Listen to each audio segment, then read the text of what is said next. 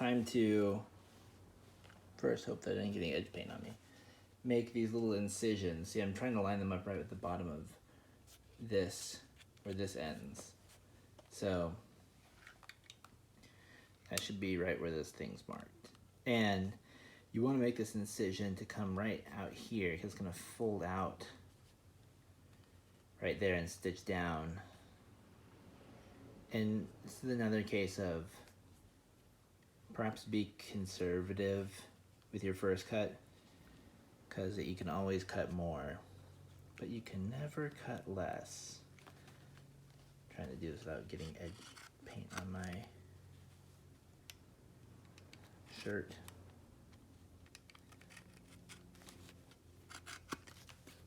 Did I cut it? Not quite.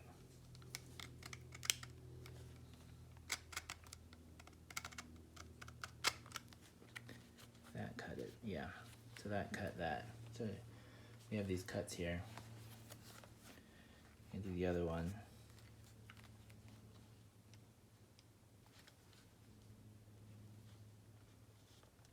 So we can come out a little bit further because it's a little bit flatter on this side. So I really know.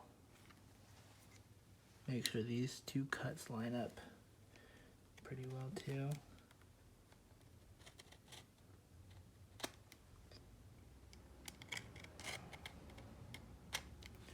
Because this is going to be the stitch down that folds out. Alright, oh shit, I didn't put the lid back on my edge paint after I warned everybody to put the lids back on. Thankfully it's only been like 30 seconds since the last video. And not like the regular week it usually is. Okay, so here we are. How do you get these nails out? I should have. Oh look. I should have. I was saying I should have brought my pliers, but I have an actual nail remover thing. Let's see. Yeah, nail remover thing. You know, technical term for a hammer. Put them in this box.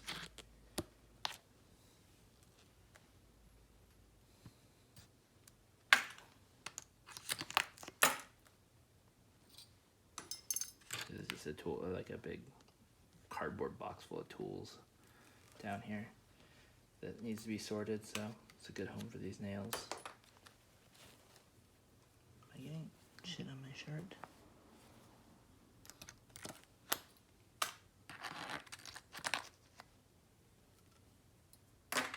We're taking these out because we need to flare this out for the gluing. Shit, that nail didn't make it. One nail went outside the box, which means it will likely end up in my foot. Crisis averted.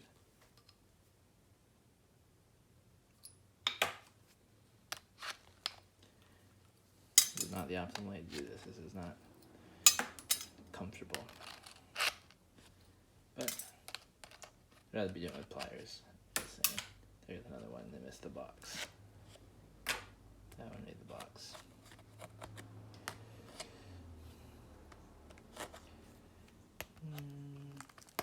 Alright. Sorry if I'm not framing me taking out nails well. I'm sure there are plenty other nail removal videos on YouTube. Some might also even have a cardboard box that the nails are falling into. Okay, that's all the nails out of the toe. And then don't forget this guy.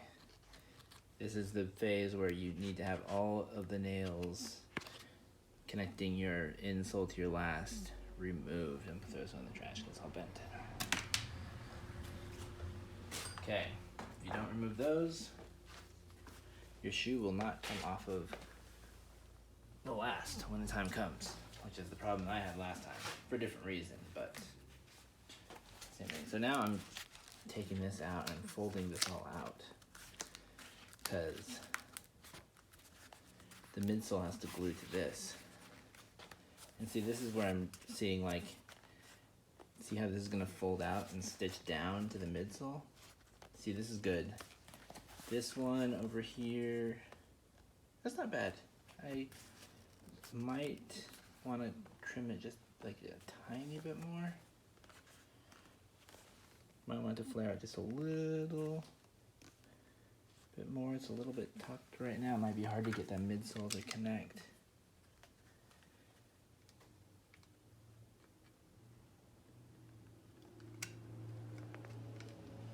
It seems like it would be better to have like some sort of round cut right here than just a straight cut, because you don't, these flat cuts aren't very strong in terms of, you know, they tear easily because there's a straight line. Like, you know, the difference between like a tear in paper ripping open versus like a hole punch. Like a hole punch is gonna hold a lot better than just a tear. Same goes for leather. So it seems like there should be hole punches, but they ain't. So now that we have all this, man, this toe is a little bit scary right here because this toe is just so dried into place versus the last one. The last one I did was still a little bit soft when I sewed it down. This one has a little bit of the cap coming through too. Anyway, it was just really soft, and it was much, you know, easier to get it to do what I wanted. This one has me a little shook. But you know what we need to do is we need to glue this down to here and get it to glue to this insole as well. Sorry, I'm doing a terrible job with my videography right now. Let's try this side, this might be better. Something like this. So I need these to kind of flare out so I can get this flat on here, because side went up.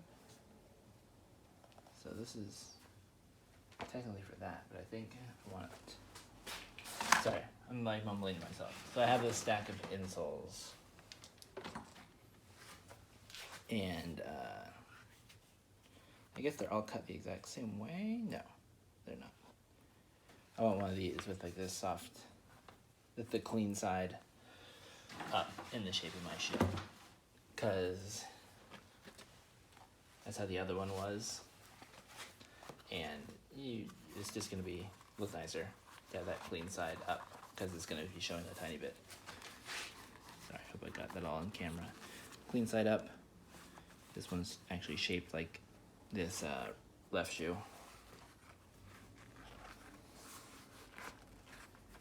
So I need to get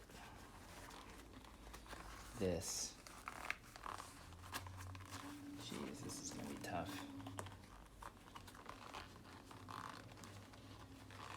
So because I put all that paste and that support in the toe, it's really gonna be difficult to work with because it's all dried up and stiff as it's supposed to be, but that really makes it want to stop this midsole from getting in to the place where it needs to be glued to.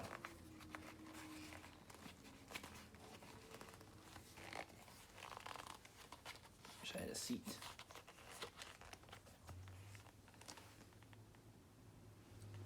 I do have a seat. Hold on. I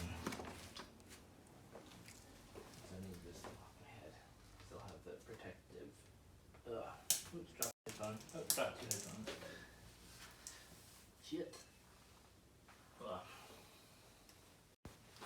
I hope it's still going. I lost both of my ear pods.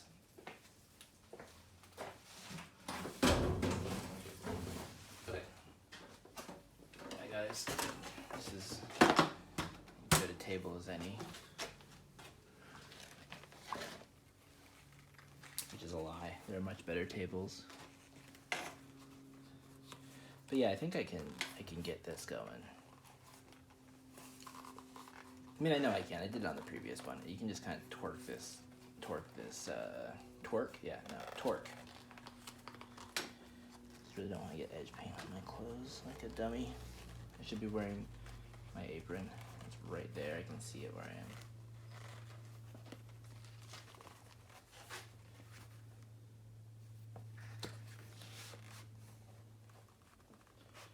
One option is to just glue on the back right now and then glue on the front in a little bit.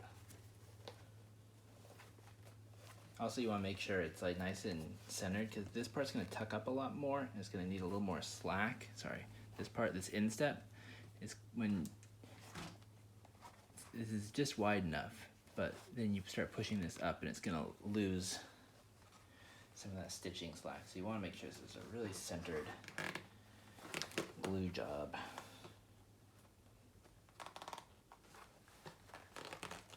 I want to make sure all of this stuff is pulled up.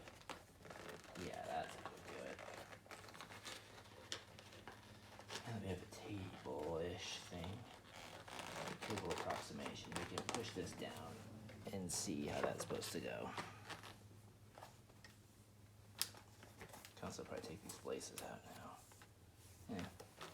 Not actually 100% sure I can, so put those in there. Okay. So, you want to be able to do that. You can see in there what that's all supposed to look like.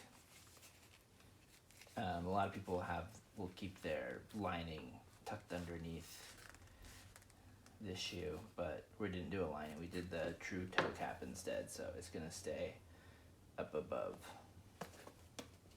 I don't think that's actually getting black paint anymore. Okay, so I guess it's time to just fucking do it. Glue it and do it, huh? Turn and burn. Let's get the glue out. Let's get ready. I remember having like a little bit of a panic attack last time I did this because I didn't have all the shit I needed to have in place. I put all the glue down and then I was like, oh shit, I don't have rubber bands and I don't have gauze and I don't have vice grips. I'm gonna use vice grips on the toe too. I have like this softish vice thing in a rubber band ball. Someone gave me that rubber band ball as a joke, and I've used the shit out of it. Thank you, Joe Pizzula. So I got these. I use that to hold that toe in place. Okay. So, let's do this. Let's do this shit. Leroy Jenkins, huh?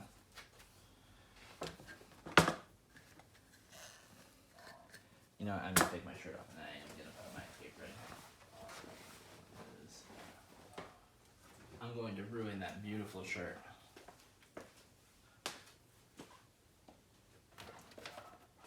I'm gonna ruin your beautiful shirt. Fun fact, this apron material which is like 4-ounce bridle, is, oh shit, is there a spider in there? The 4-ounce apron material bridle is what I'm going to be using for the sock liner, which isn't exactly probably what you're supposed to use, but it's nice. It's soft and it also has a little bit of thickness to it because I don't have any tools to perfectly sand out the inside of the shoe. So without the right sanding tools, I'm gonna feel like the bumps on my foot if I have of all like the little pegs where the pegs ended and all that stuff. If I don't have a little bit thicker of a sock liner.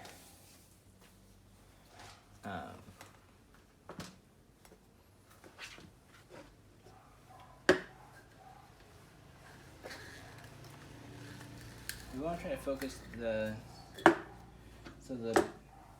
bottom part is going to be bigger than the shoe, so we can't just cover the bottom part, the midsole, with the glue, because it would be over gluing it. You would end up with like glue stains all along the edges where the glue wasn't even needed. And this, so I'm gluing the bottom of the shoe, sorry. I keep pulling it out, it's out of range. I wish I had a wider angle camera, but I don't. I do have one of those wide angle lens kits. Maybe I'll try that later. But, you've seen glue. You know how it goes. You put it on stuff and stuff gets sticky. So, get a nice layer of glue going in here. It has the added, so it's not really structural glue, it's just holding it in place until we do some pegging and some stitching to really be the structure of the shoe. But it has the nice added effect of kind of sealing in the cork and sealing in the pegs, and later it will also kind of like lock the stitch down, and also the stitching right here, it's all getting locked in place, which is nice. Makes it, you know, so things won't unravel, things won't unwind. A little bit of glue goes a long way. But also you want to be very careful, especially if you're working with a porous material like I am, like this wax the flesh side out. The glue, I haven't actually tested this, but I'm pretty sure the glue would be pretty disastrous to get on the parts of the boot that are showing, because I think it would absorb it pretty quickly. So now I have that. Now it's time to line this thing up. Technically with this glue, you want to like, ideally, so I say ideally a lot because I'm going unideal on a lot of these processes. Oh shit, I'm sliding around now too, that's not great. Ideally, you want to glue both sides, let it rest for 10 to 15 minutes with both sides exposed to the air. They get nice and tacky. And then once you have that going, you hit them together and bam, they just like lock into place. And it works really well. I keep moving this. Okay, I'm gonna try to get this and make sure there's enough here on the toe end. I'm just trying to, I'm doing like I talked about, trying to get everything flexed out and blah blah. Oh, anyway, yeah, the glue will lock into place. That's what people like it so much for, is to just really get those nice situated. Let's see, now that this is too far forward. Shit. Those nice precise gluings. Loosen this up again. Try this again. Okay. Kind of get this shoe centered on all angles. Make sure there's enough heel space. Make sure there's enough instep.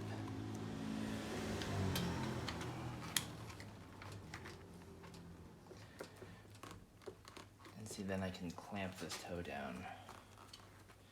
Hopefully get like a really good glue going up there.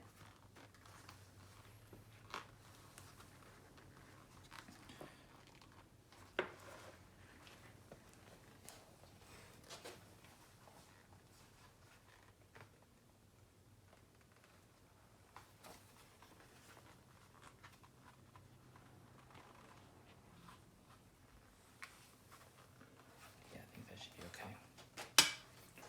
Now it's time to hit it with some gauze. really get, the gauze is great to help this midsole flex into place. You can really tighten it up around here and get that bend that you need.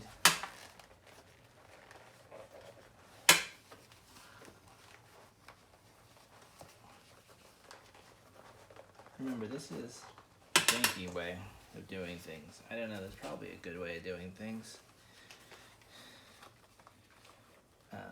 Now I'm gonna have that. I think I can remove this for a second. Really gauze this up too. So I removed the clamp. Not only is this a janky way of doing things, it's a janky way of filming things, so I apologize.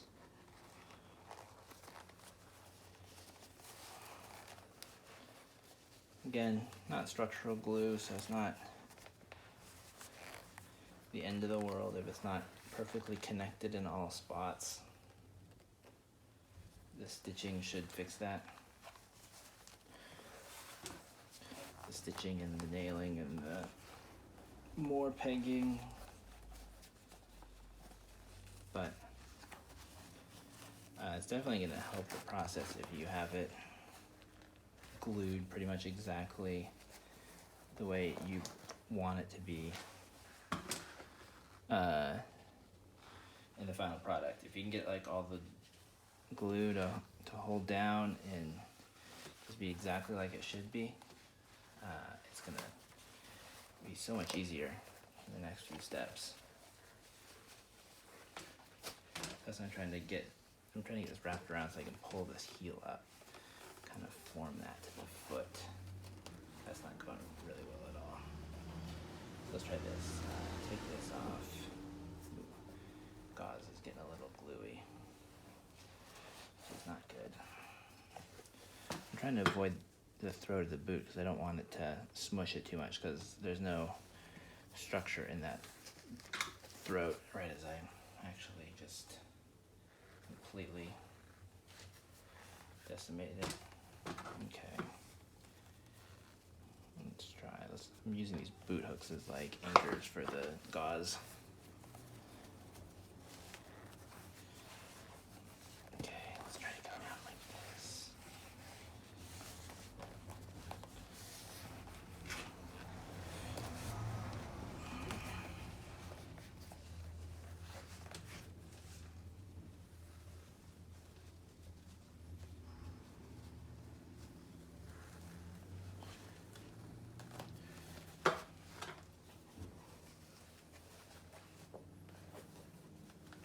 It's like a spider got a hold of these things. So spoopy.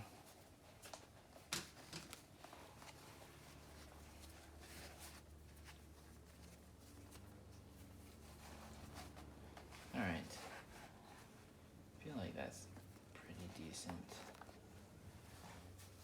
I'll see if I can clamp this toe down. I am a little bit worried about this toe because there's definitely more issues with this one than there were with the other one, the first boot. I didn't have, the problem with this toe is that part of the structure is coming down into the spot that I'm going to be stitching down, and that's really thick, hard stuff to work with. I might have to go in there and like trim it out in order to do the stitch down properly, or else it's make the stitch down like too thick. I didn't have that issue with the first boot. The structure was more in the place that it should have been. But I don't know. You hit a problem, you deal with it. That's part of the deal of learning something new. So this is gonna chill out in there. And why don't we take a sneak peek at the other boot?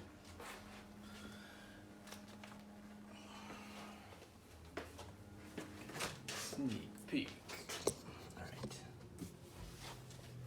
So I got these rubber bands around here. I didn't put rubber bands on this one. They just kind of hold the gauze into place a little bit.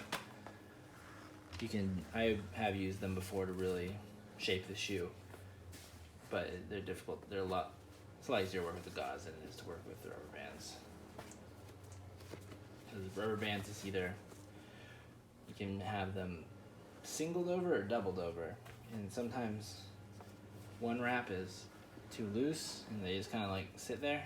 And then two wraps like barely fits and they snap rubber bands and blah, blah, blah. Gauze, you make your own tension. So, here is this boot. This is what we're going for. So it's got the laces back in. It's a little bit, I took the last out of this boot as we discussed, so it's a little floppier right now, but like the toe is there, the toe is stitched down. You can see the stitch down going. It is stitched through the midsole, but the outsole is glued on. Not, this black is glued on, it hasn't yet been stitched on. But we can see how this tucked up underneath here nicely, took that shape. See, it's not perfectly glued, but that's going to be fixed with stitching when I stitch this down right here and then peg in the heel, nail in the heel actually, probably since it's a rubber heel, use brass tacks. And yeah, but it's stitched down on there. There's pegged a whole nother 2 like layers of pegs going through right here to keep that midsole in.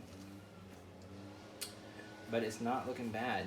The structure is worked well. It's a little wrinkly in there, but it's not too bad. There's that blue insole I was telling you about. I haven't glued it in yet, but it's sitting in there. All the boot hooks are on it. It's looking all right. It's looking all right. So this one, to finish this boot, I'm gonna have to do one round of stitching all the way around here. Then 2 layers of sole bend leather for the heel.